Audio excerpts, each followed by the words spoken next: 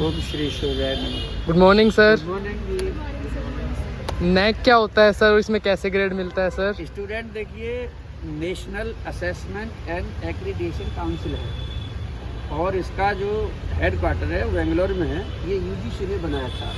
तो ये क्या करता है कि पूरे देश में जितने एजुकेशन इंस्टीट्यूशंस हैं, तो एजुकेशन इंस्टीट्यूशंस पहले सेल्फ स्टडी रिपोर्ट बनाते हैं।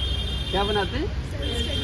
तो उन्होंने जो सेल्फ रिपोर्ट बनाई, उसके बाद में पीयर रिव्यू होता है। पीयर रिव्यू का मतलब होता है कि जो प्रोफेसर दूसरे जो इंस्टीट्यूशंस हैं वो आते हैं और वो ये देखते हैं कि जो सेल्फ स्टडी बनाई है इन्होंने, जो अपने इंस्टीट्यूशंस के बारे में बनाया है, क्या उनके यहाँ पे इस तरह का है। अब बात आती है कि जिसके क्राइटेरिया क्या है। तो देखिए, जिसको A++ मतलब सबसे ज़्यादा है, तो इसमें मैक्सिमम जो मार्क्स हैं वो आप समझ लो कि 4 हैं।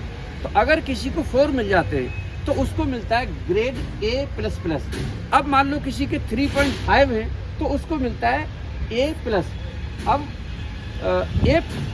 अच्छा, जिसके मान लो 3.25 है तो उसको केवल A मिलेगा। अब किसी के मान लो 3 हो CGP जो है, तो उसको केवल B ग्रेड मिलेगा।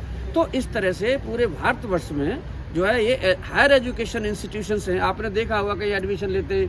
अच्छा, एक चीज़ और अमेंडमेंट हुई है, वो ये हुआ है कि अगर जो एजुकेशन इंस्टीट्यूशंस जो डिस्टेंस एजुकेशन दे रहे हैं, अगर आपकी यूनिवर्सिटी का A ग्रेड नहीं है तो आप डिस्टेंस एजुकेशन नहीं दे सकते।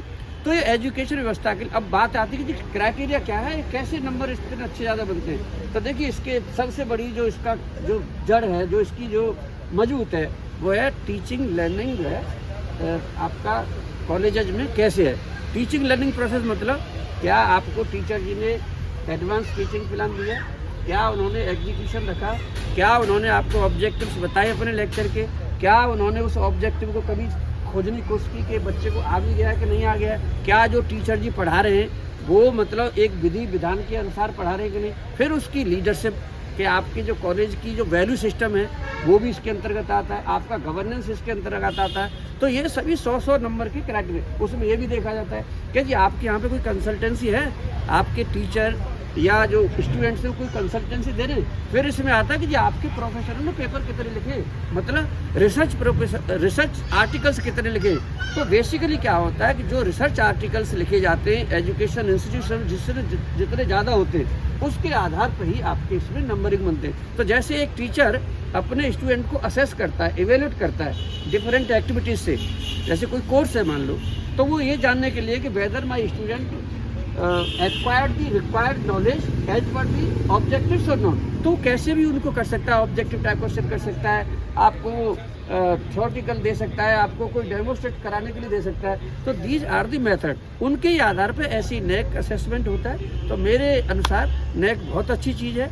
और दूसरी चीज़ जो NEP है, NEP इससे लिंक्ड है।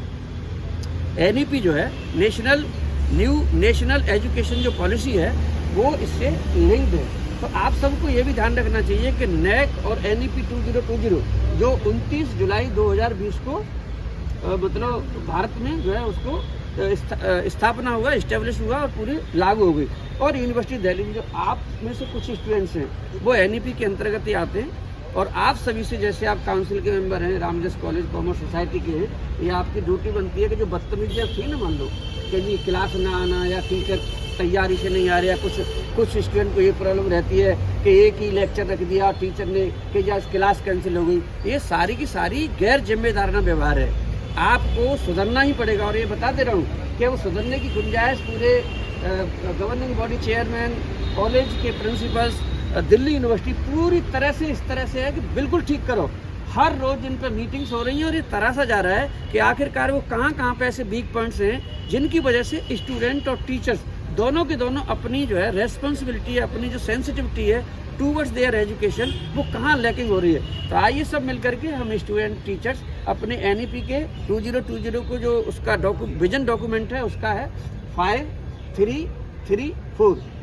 अब आपको नहीं पता होगा कि क्या है 5334, वीडियो भी लंबा हो जाएगा तो हम आपको बाद में बता देंगे। तो एक तो NEP का जो ऑब्जेक्ट है उसको हमें लेके चलना है, और एक नैक का जो क्राइटेरिया है उनको अच्छा करना है। जैसे मैं ट्री प्लांटेशन करता हूँ, मैं योगाभ्यास कराता हूँ, मैं IAS की जो क्लास लेता हूँ, आपको जान के हैरानी होगी, इन्हीं के नंबर है उसमें। तो इन सब चीज़ों के मतलब आप अपनी पढ़ाई से समाज में क्या कंट्रीब्यूशन कर रहे हैं, उन बातों पे ज़्यादा ध्यान दिया जाए। तो इन्हीं शब्दों के साथ थैंक यू वेरी मच, धन्यवाद। Thank you sir.